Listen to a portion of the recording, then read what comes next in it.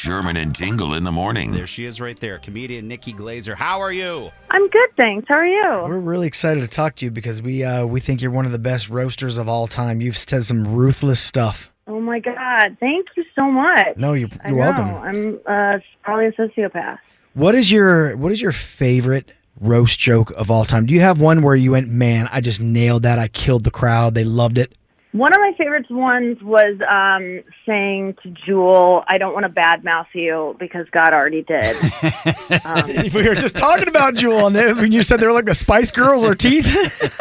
Yeah, well, that one, exactly. Her teeth are like the Spice Girls. They're all different colors, and they're just doing their own thing. The roasting is like a collaborative effort. You hire people to write for you, and so it's probably like 50% my own jokes, and then like you get to, there's a writer's room that works for the show, and then so that's like the roasts are so fun because it's the one thing, unlike your stand-up, that you get to like have help from other people.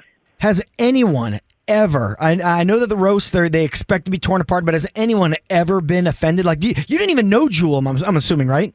I didn't. We all meet each other like backstage minutes before you go out and take your seat. It's crazy. There's no like little cocktail mixer or something where we all get to know each other and feel like we have any kind of justification. So, I would say Martha Stewart was kind of like the most unkind to me after, but she had every right to be because she's Martha Stewart. She can do whatever she wants. She's a hardened criminal, and she was just... There was just no nonsense with her. She wasn't like trying to be buddy. She was there to do her job, and she does it really well, actually. She's been on a couple roasts, and she's good at everything. But she was probably the one that was like not really like friendly. I don't know if it was because of the jokes or because she just wanted to get out of there and get her job done and leave. But mostly everyone, like, you get done with it and you think, oh my God, they're going to be so mad at me. And I remember Sybil Shepherd, I said a bunch of jokes about her just being old and fat, probably. Like, I was just like, you just have to go for the jugular. Like, when I get old and fat, they're going to say it to me too. So it's just kind of the rules of the game. But I just felt horrible after I did it. And she came up to me and just like gave me this big hug and was just like, you are so funny. She was just so nice about it when she didn't have to be. And that's the nice thing about the roast is that truly everyone knows what they're in for. Like if you haven't watched a roast to get ready for it, then you're an idiot because that's the only way you would be surprised at what gets thrown at you. Nikki Glaser, are they ever going to bring that back, or are we so far? I know. In other areas it was so great. It's ruthless. Yeah, but now no one will do that because I think they're afraid of being canceled so quick. Yeah, I will say that when I did the last one, I think it was 2018 or 19, that was right after Me Too. We were all terrified of getting canceled. Like, it was in the air of, like, can we even do these anymore? I remember it was right after Michelle Wolf had done the Correspondence Dinner, and she made fun of, like, someone's eyeshadow and got almost canceled for it. So we were like, is this going to work anymore? But it's the one protected space, I think. I don't think anyone would be scared. I think that things are, they're doing roasts on OnlyFans. I think Whitney and Bert Kreischer just did them. I think people are still okay in a space where it's like, this is allowed here. It's one of maybe the last places, the stand-up stage, and also these roasts are the last places it would be okay to do that. The one thing, though, I don't know if I'd say yes to another roast because the last time I did one, I was 35, and that's just an age where they can't really call you old. It doesn't really make sense.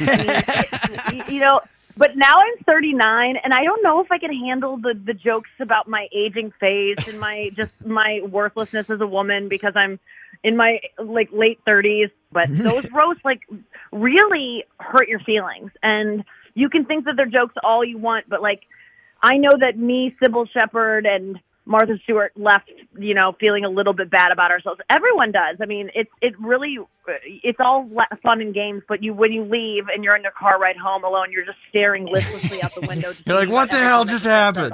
Well, it's great, and I hope it makes a comeback, and I think it is. I really do think that kind of comedy is becoming the anti-woke movement where I've been seeing a lot of clips of some great stuff coming out, and I'm like, thank God, because that's what made people happy. Yeah. Yeah, you're here on Friday. You're here at the Chicago Theater, which I'm assuming you're not holding back. No, I mean, if you want to see no holds barred comedy, and not as necessarily anti woke, but I mean, if you're sensitive to certain topics. I mean, I never come out on stage just to offend people. I think comedians that do that are they're not good. Like people who just want to go out there and just, man, I just want to get everyone say the worst thing and get a bunch of groans. Like, that's not comedy. I do say things that elicit groans. There's no doubt about it. But I'm not after a groan. I'm after a laugh. And so, my comedy is still not, safe for people who are easily offended. I recently threw a woman out of my show, which rarely happens. I mean, I am not ever. I rarely have hecklers. I rarely have people coming up and saying, "How dare you say that?" And I'm really grateful people come out to my shows, so I don't want them to feel sad. But there was a show I did in LA a couple weeks ago, and a woman was just having commentary the entire show. At first, it was very positive and supportive, and like, "Say it, girl, preach, you know it, you go, girl." And that was annoying, but I ignored it because it was helpful, or at least she was trying to be nice. You're trying to disarm. But then it got to like, how dare you? Not cool. And I was like, get her out of here. Like, I don't need, you can privately think that. You can leave my show and go to the bathroom if something triggers you. Like, I'm not going to call someone a snowflake if they get triggered by something, because people can't help what they've been through and what words might come up. But that's never my intention. No. You know what? They can, Nikki. I don't hold anything back. Listen, they are going to a Nikki Glaser show. You should know what you're in for and what kind of stuff you're going to hear. Shut up, lady. Get out. Exactly. I mean, I said some horrible things.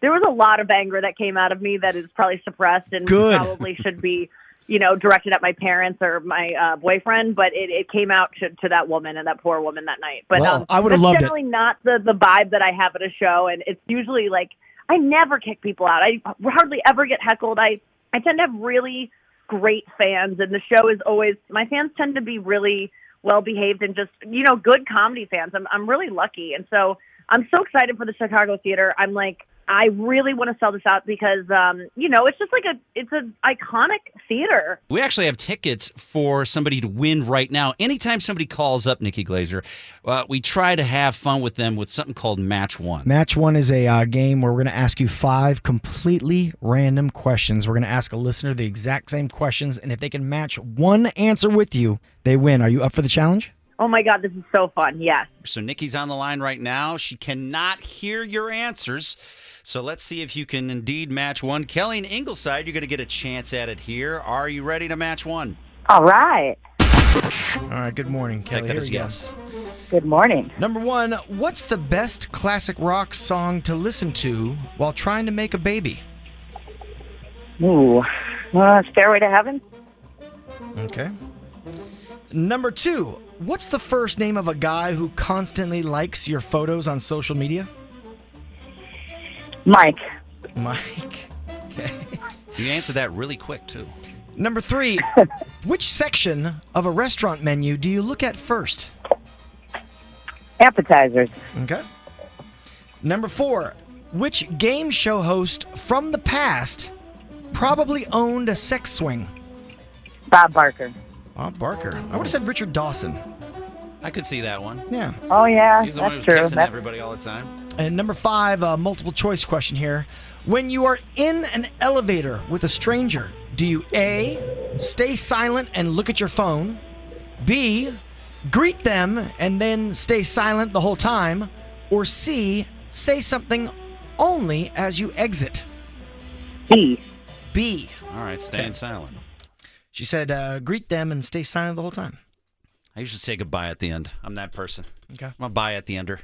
All right, well, there's your answers. Now, if any of your answers match Nikki Glaser, who was on hold, she did not hear any of your answers, you're going to go walk away with tickets to go to her show tomorrow at the Chicago Theater. Let's go back to Nikki. Nikki Glaser, are you ready? Mm-hmm. All right, number 1. What's the best classic rock song to listen to while trying to make a baby? Pour Some Sugar on Me. Okay. Number 2, what's the first name of a guy who constantly likes your pictures on social media? Rick. Number 3, it's a mild question. Which section of the menu do you look at first? Oh, Appies. Okay. App girl.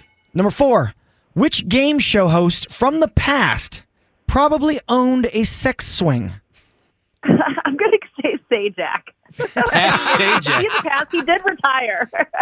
Yep. That's allowed. And number 5, when you are in an elevator with a stranger, do you A, stay silent and look at your phone, B, greet them, then stay silent the whole time, or C, say something only as you exit? Oh, that's a greet and then silent. And the greet is just a head nod. It's not even verbal. It's I don't want to be that vocal with you, but hi. Yeah, and I like how there's no option for like talking the whole time. Yeah, there was no option because that doesn't happen. No one would do that. I've been seeing this phenomenon lately where people get in the elevator, they stay silent, and as they walk out, they go, "Have a good day." It's like it's the same as landing and when you sit by someone on a plane for like 4 hours and then you don't start talking until you're on the tarmac. So texting true. to the gate. It's because you see an exit. Otherwise, if you don't see an exit, you don't want to make friends. No one wants friends when you're stuck in a tiny, tight space with someone. It's too much. Yeah. This makes sense. Well, I'm so happy that we got to talk to you, especially obviously before the show this Friday. The Good Girl Tour is coming to the Chicago Theater. Of course, you can find her at nikkiglaser.com. Nikki Glaser, great to talk to you. Great to talk to you guys, too. Can I just make one more statement about my show? I just want to encourage people who might be on the fence about going because you can't find a friend or like you can't get a date. My show is totally cool to come alone to because I'm not the type of comedian that's going to make fun of you for being alone. I encourage people to go alone. If you go alone and you go to the merch booth and tell them that you heard about my go alone, my deal that I have for people who go alone, you can get a free meet and greet and meet me after the show, and I will congratulate you on doing the coolest thing, which is going to events by yourself. So I incentivize going alone to shows. People should be able to go out and do things. Just because your friends can't get a babysitter doesn't mean you can't have fun. So if you go alone and you go to the merch booth and you tell my friend Anya, who works there, that you're getting the Go Alone special, she will upgrade you to a meet and greet, and you can meet me after the show. That's awesome. Okay, you become the date. Nikki Glaser becomes the date. I'm your date, yes. And I will take a picture and hang out after the show. And so I hope to see people. And if you do have a date, don't fake it and say I went alone. Or you can. I don't care. You're great. That's awesome. You're so cool. All right, That's awesome. well, thank you, Nikki. Thank you, guys. The Sherman and Tingle Show. Mornings on 97.1 FM The Drive, Chicago's classic rock.